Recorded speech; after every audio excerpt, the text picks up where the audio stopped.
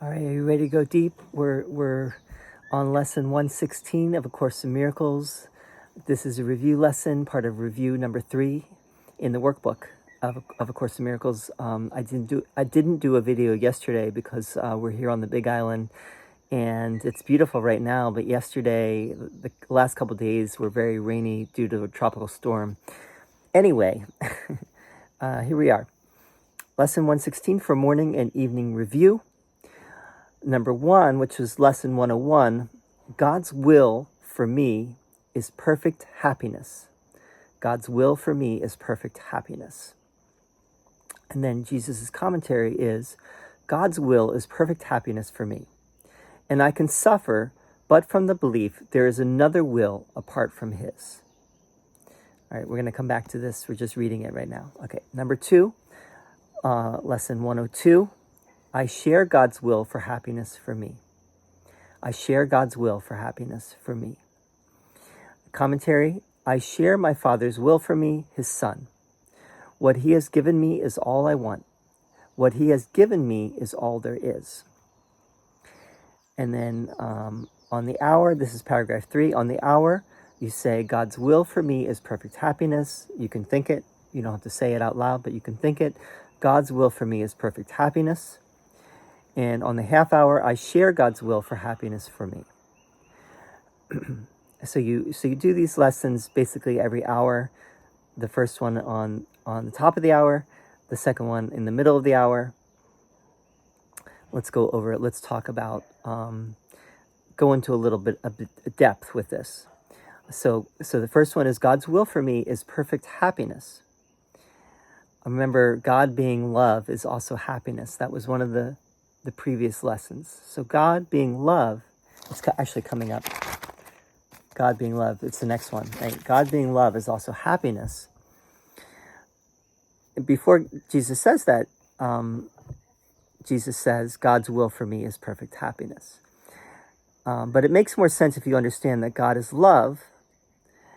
And what does love do? Love only wants love for everything, right? That's remember that we're talking about God is a perfect unity, that there's only one reality, and that reality is whole and unified. So there's really nothing separate from God. But from our perspective, because we feel separate, these lessons make sense. So just hearing that God's will for me is perfect happiness does mean something to us. In reality, it means nothing, because in reality we don't need these lessons, right? We don't need any more lessons.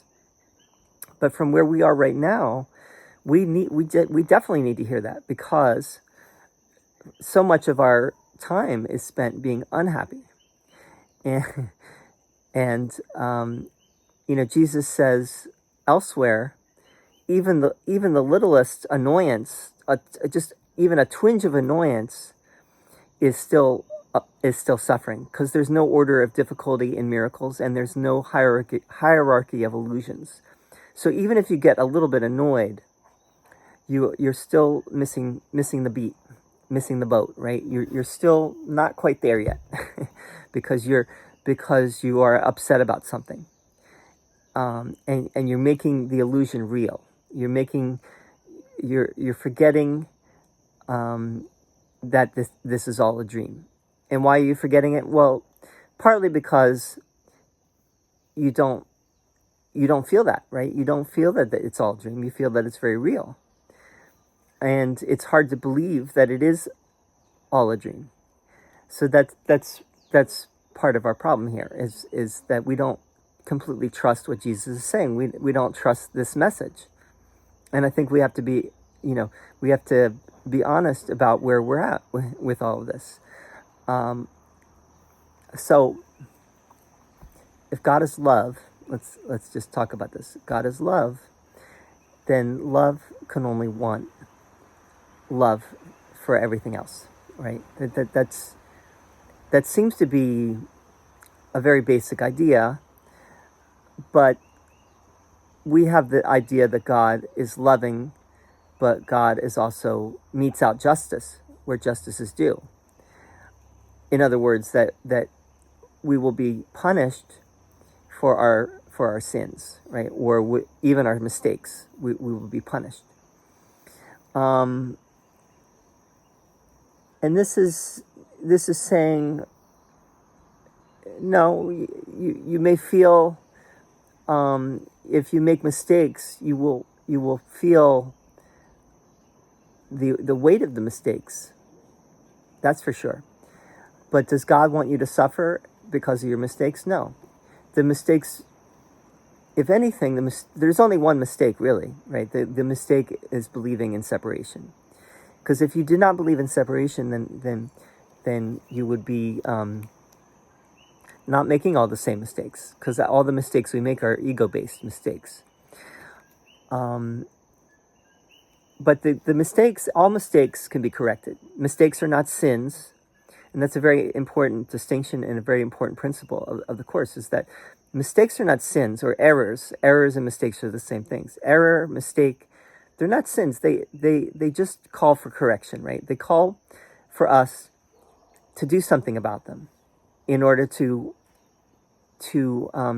get back on track, right? To get back into, you could call it maybe divine alignment. You know, some people use that phraseology, or you could say to get back into the understanding that separation is not real.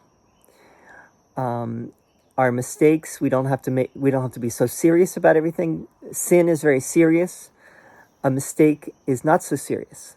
A mistake is like, you like when you're filming a scene in a movie, right? You mess it up. You flub it. So you can just redo the take, right? That's a mistake, right? You take 2, take 3, take as many takes as you need, right? Mistakes are not so serious if you look at it that way. So God's will is perfect happiness, and I can suffer, but from the belief there is another will apart from His, right? That is how I will suffer, is if I think that there's something other than God's will, right? If I really trust and I really believe that there's only one will, right? And God's will is everything. God's will is only for happiness, for peace, for love, for joy. Then nothing else, anything else that is not that, I can just overlook. I can just say, well, that's not God's will, right? Any thought that I have that is not in alignment with that, any thought that is taking me away from happiness, I can just say, no, that thought is not something I want to entertain. That thought is that the egoic conditioning coming back in. And that has not worked before, and it's not working. It will never work. So I want to stop entertaining those habitual patterns of thought, and I want to start just focusing on happiness, right? Focusing on the joy, the love, the peace. And that doesn't mean that I sweep it under the rug. It doesn't mean that I sweep the messy stuff under the rug, but that I can recognize what I need to learn from the messy stuff, but don't let it bring me down, right? I don't let that bring me down. There will always be problems in life, It's how we look at the problems and how we let it affect us or not let us affect us. Let it affect us, right? It can change your mood. It can change your mind if you let it, but it doesn't have to, right? You can still maintain be established in a peaceful, happy state regardless of what happens. Regardless of what's happening, you can stay firm in that peace of mind, which also includes joy and happiness, right? So, all right, that was a lot about a little. Let's do number 2. I share God's will for happiness for me. And then the commentary, I share my Father's will for me, his Son. Because in that, now it starts with I share God's will, but then it makes it more a relationship, right? There's Father and there's Son. I am God's Son. God's will for his Son is only happiness, right? God's will is like if you have a child, you only want happiness for your child. You don't want your child to suffer. You don't want your child to be hurt. You want the best for your child, right? Not everyone, not every parent, unfortunately, but most parents, that's how you feel about your child is you would never want your child to suffer or be unhappy or anything.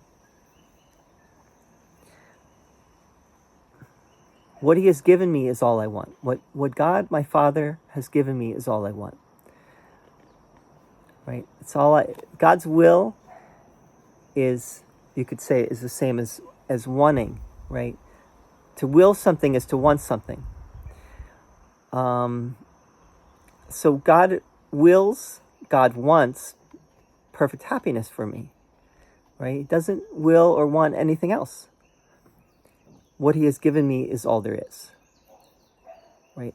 Happiness is really the only thing, ultimately we're going to wake up to find that God being love is also happiness, is the only reality, right?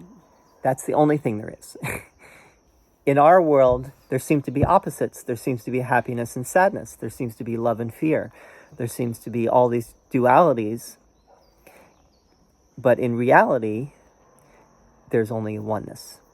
The oneness that transcends the dualities. And that's why, the Course is pointing to a non-dualistic truth. Now, some quibble at that idea, and they say, well, no, that Jesus doesn't use the term non-duality in the Course.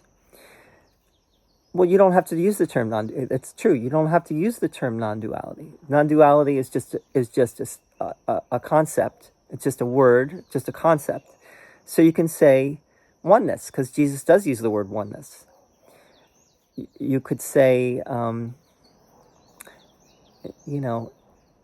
Jesus is pointing to a love that is all-encompassing, right? In which there are no opposites. He does use that language from the very beginning.